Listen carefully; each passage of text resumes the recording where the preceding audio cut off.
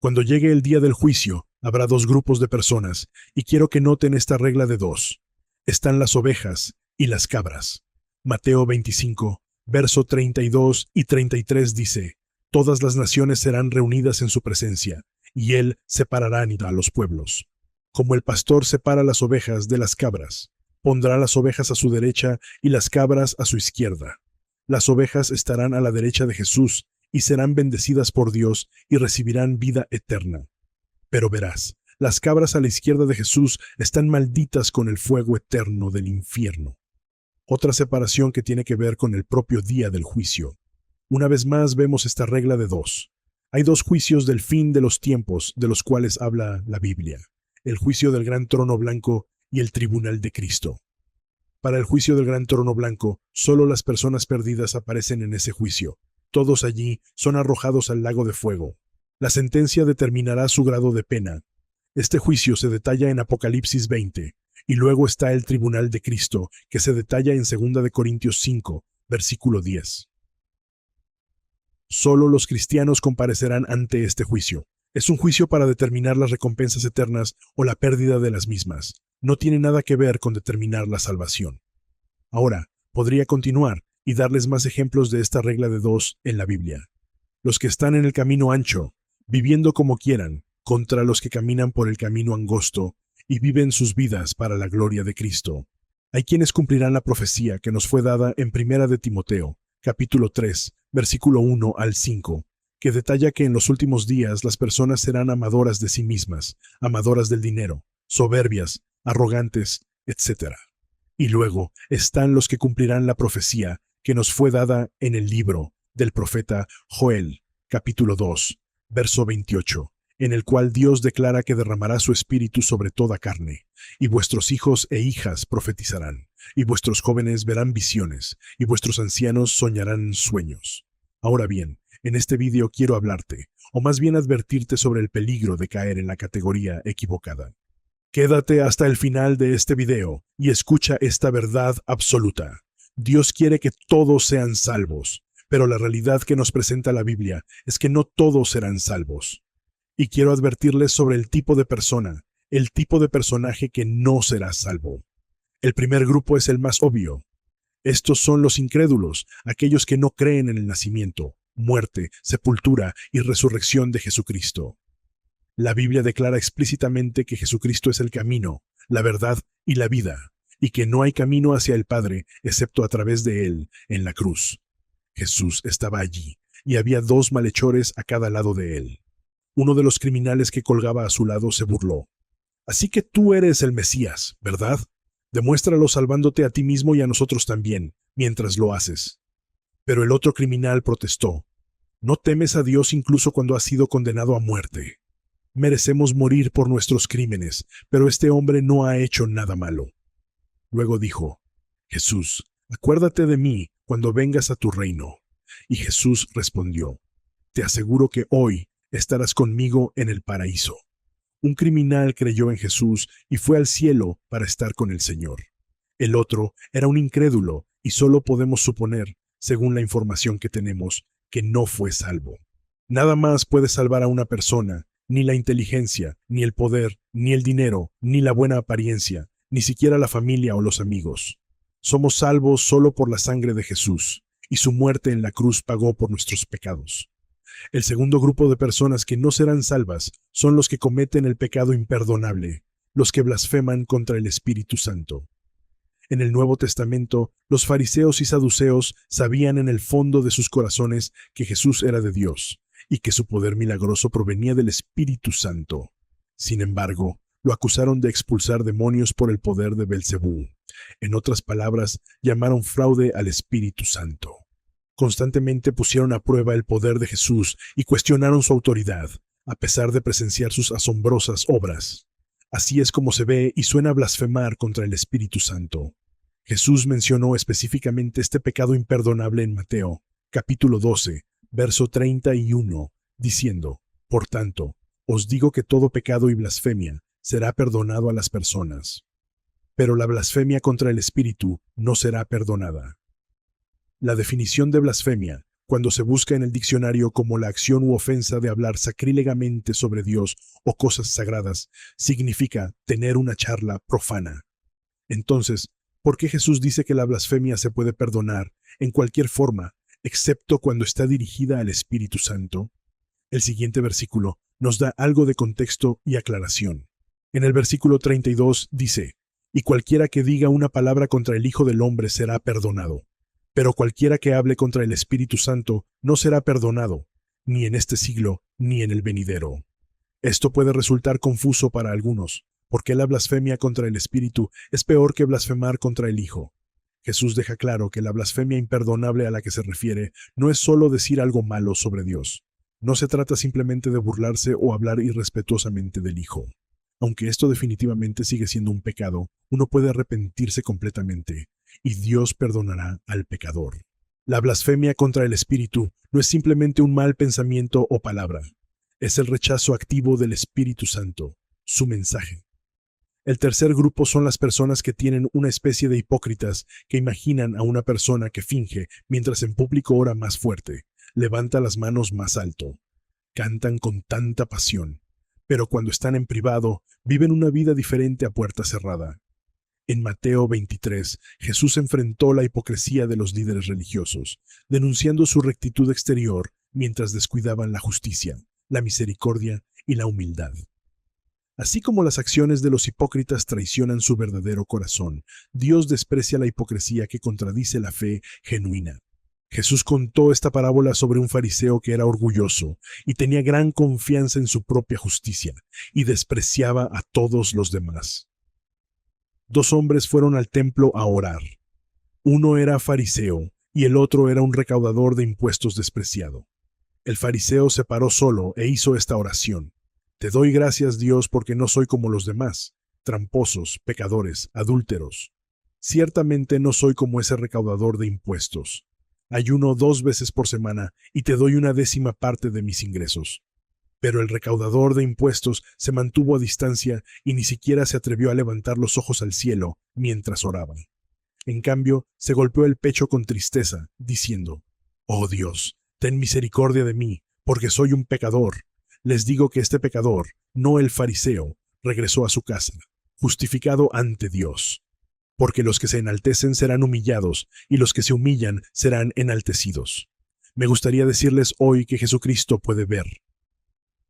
Él puede ver a través de las fachadas o máscaras. Él puede ver más allá de tus acciones y ver directamente tus intenciones y motivos.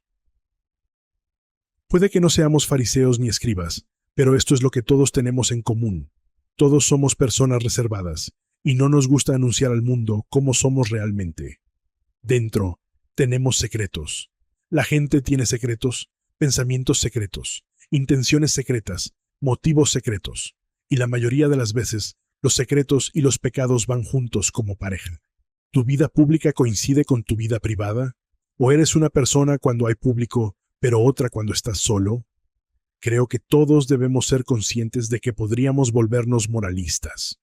Una persona moralista parecerá moralmente superior a los demás para ocultar sus propias luchas. Una persona moralista se esforzará por hacer creer a los demás que es un buen cristiano, un cristiano fuerte, cuando en realidad simplemente busca el aplauso del hombre. El cuarto y último grupo de personas que no pueden ser salvas son aquellos con un corazón endurecido. ¿Qué significa tener un corazón endurecido? Significa ceguera espiritual. Significa insensibilidad hacia la belleza y la gloria de Dios. Significa perseguir nuestros propios deseos en lugar de las cosas de Dios. ¿Cuáles son algunas de las cosas prácticas que muestran cuando el corazón de alguien se ha endurecido?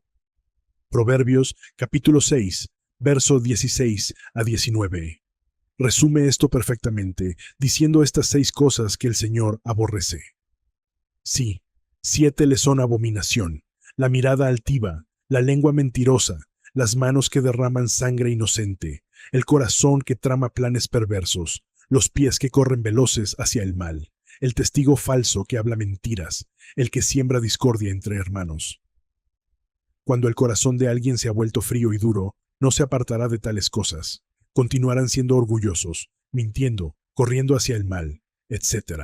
Uno de los versículos más claros y poderosos de la Biblia se puede encontrar en 1 de Juan 2, versículo 6.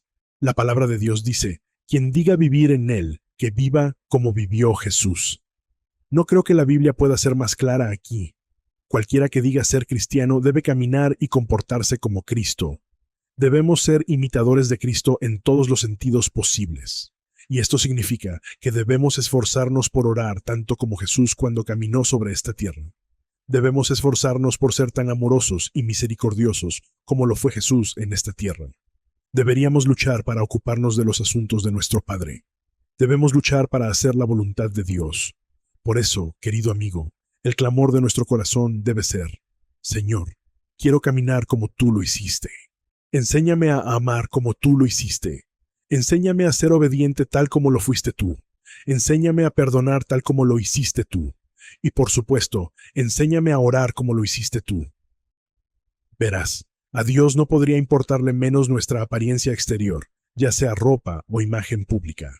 Él se preocupa por nuestro corazón y es el único que verdaderamente puede juzgarnos. Proverbios 17 dice esto: todos los caminos del hombre son limpios en su propia opinión, pero el Señor pesa el espíritu. Nos vemos puros, pero Dios es quien pesa la verdad. Nunca podríamos juzgarnos a nosotros mismos con precisión. Sin embargo, podemos identificar cuando alguien más no es lo que dice ser. En Mateo 7:15, Jesús nos advierte que tengamos cuidado con los falsos profetas que vienen a vosotros vestidos de ovejas, pero que por dentro son lobos rapaces. En el siguiente versículo dice, los reconoceréis por sus frutos. Reconocer los frutos de otra persona no es lo mismo que juzgar. Emitimos juicios erróneamente cuando pensamos que podemos determinar el corazón de otra persona. Sin embargo, reconocer los frutos es examinar las acciones de alguien y determinar si son piadosas o no. Esto no es un juicio, más bien se trata de tener cautela sobre en quién confiamos. La Biblia dice en Santiago 1:22, pero sed hacedores de la palabra y no oidores, solo engañándoos a vosotros mismos. La Biblia aquí está diciendo, demostrad ser personas que ponen en práctica la palabra de Dios. Demuestra que obedeces los principios de Dios, sus instrucciones y sus preceptos. Demuestra que no son meros oyentes que escuchan la palabra, pero no interiorizan su significado. Demuestra que no son solo oyentes los que escuchan la palabra, incluso la conocen, pero no la cumplen. Y las últimas palabras de este versículo son interesantes porque la Biblia nos dice que si haces esto, si escuchas la palabra pero no la cumples, entonces en realidad te estás engañando a ti mismo. Os estáis engañando a vosotros mismos. No es el diablo el que os está engañando. No, te engañas a ti mismo si escuchas la palabra pero no actúas en consecuencia. Siempre pensamos que el engaño viene de Satanás, del anticristo, de algún falso maestro demoníaco, pero algo tan simple como conocer la palabra de Dios pero no cumplirla. Eso es un acto de engaño hacia uno mismo. Porque, ¿cómo puedes pretender amar a Cristo y no obedecerlo? ¿Cómo puedes decir que eres un cristiano que se esfuerza por ser como Cristo, pero sin embargo no doblas la rodilla, no doblas tu voluntad y no le obedeces? La traducción ampliada de este pasaje en Santiago dice, pero son vosotros mismos hacedores de la palabra, obedeciendo activa y continuamente los preceptos de Dios, y no meros oyentes que oyen la palabra pero no interiorizan su significado, engañándoos con razonamientos erróneos y contrarios a la verdad. Porque si alguno solo escucha la palabra sin obedecerla, es como un hombre que mira con mucha atención su rostro natural en un espejo. Una vez que se mira a sí mismo y se aleja, inmediatamente olvida su aspecto.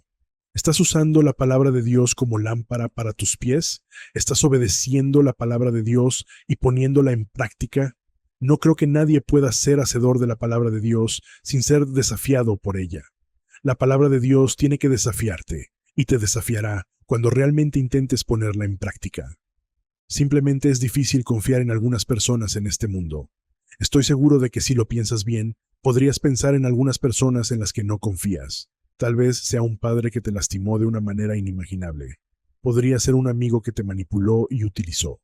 Posiblemente sea un compañero de trabajo que tiende a mentir para salirse con la suya. Es difícil confiar en todas estas personas. Sin embargo, ¿qué pasaría si te dijera que hay una persona en quien es más difícil confiar que cualquiera de esas personas? Bueno, lo hay. Y la verdad es que esta persona en la que es casi imposible confiar, eres tú. Y ese es mi mensaje de hoy. Nunca confíes en ti mismo. No se puede confiar en tu corazón. Fuera de la obra de regeneración del Espíritu Santo, Dios hizo que todo fuera bueno. Esto incluye la mente y el corazón humanos. Sin embargo, debido a la caída, todos tenemos una naturaleza pecaminosa. Esto hace que sea difícil confiar en tu corazón y tu mente, y es necesario solucionarlo. La Biblia nos recuerda esto una y otra vez cada vez que habla del estado de nuestro corazón. Proverbios 28:26 dice: El que confía en su propio corazón es un necio, pero el que anda sabiamente será librado. Además, Jeremías 17:9 dice que el corazón es engañoso más que todas las cosas y perverso. ¿Quién puede saberlo? El mundo te dirá que confíes en tu corazón. Sigue hacia donde te lleve tu corazón. Sin embargo, eso no puede estar más lejos de la verdad. Serías un tonto si confiaras en tu naturaleza pecaminosa. Permítanme darles un ejemplo que les ayudará para entender mi punto. Había un hombre al que le gustaba el alcohol. Era un alcohólico funcional, lo que significa que nunca sabrías que era un alcohólico. Sin embargo, cada vez que entraba a un bar, sabía que se emborracharía.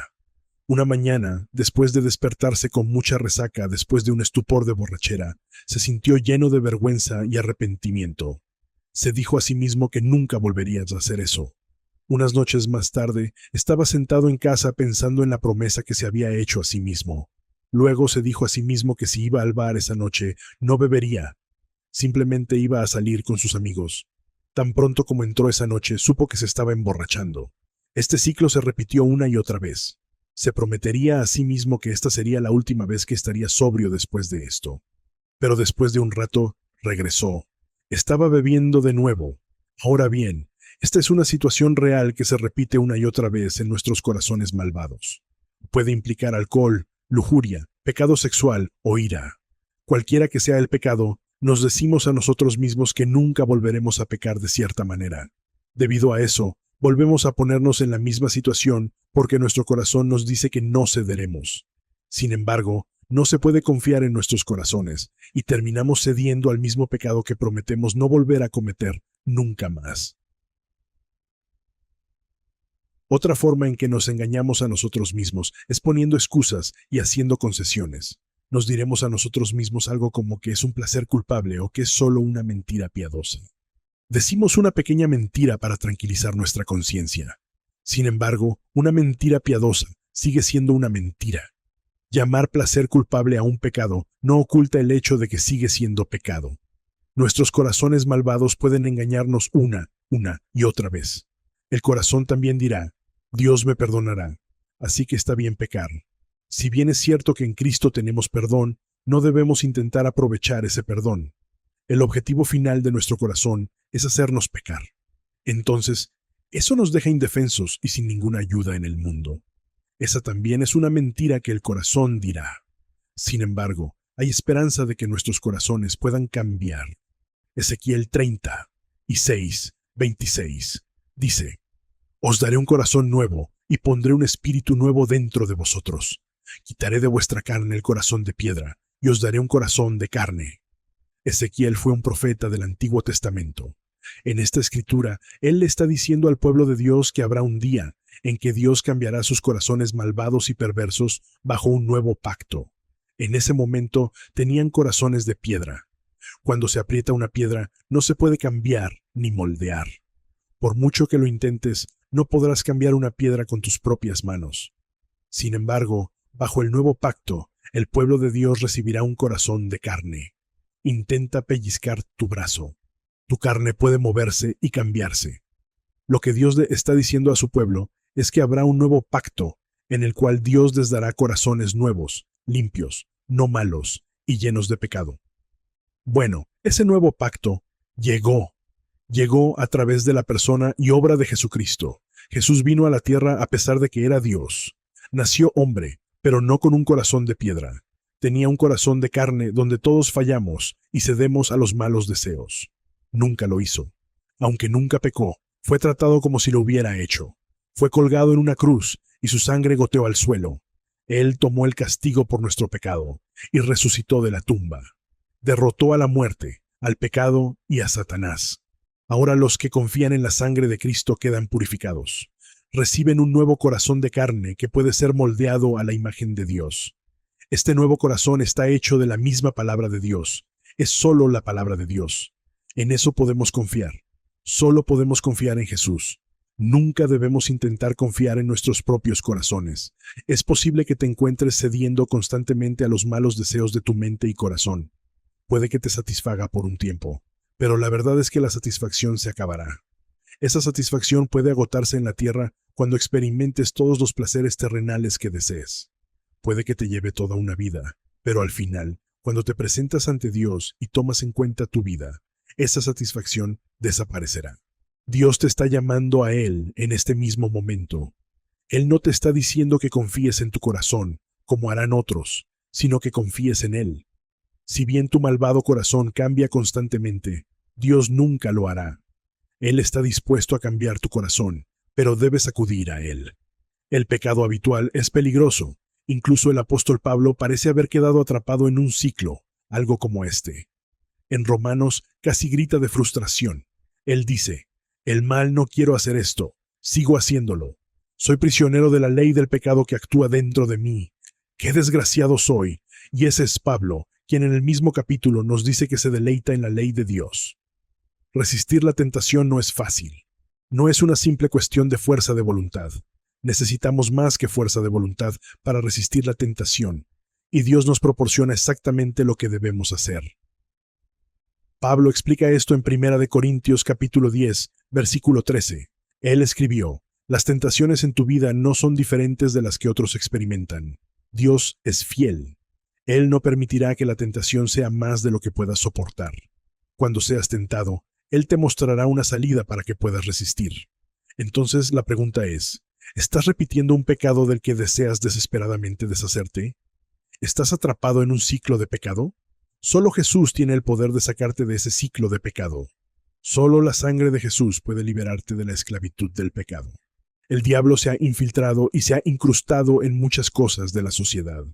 Está mezclado hasta tal punto que la gente ya no ve el pecado en lo que muchos consideran normal.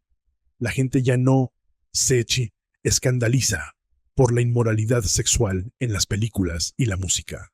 Hoy en día, la gente ya no ve el pecado y cómo el mundo alienta y fomenta el espíritu de orgullo y la búsqueda de cosas, de dinero y poder. El pecado se ha vuelto aceptado como norma.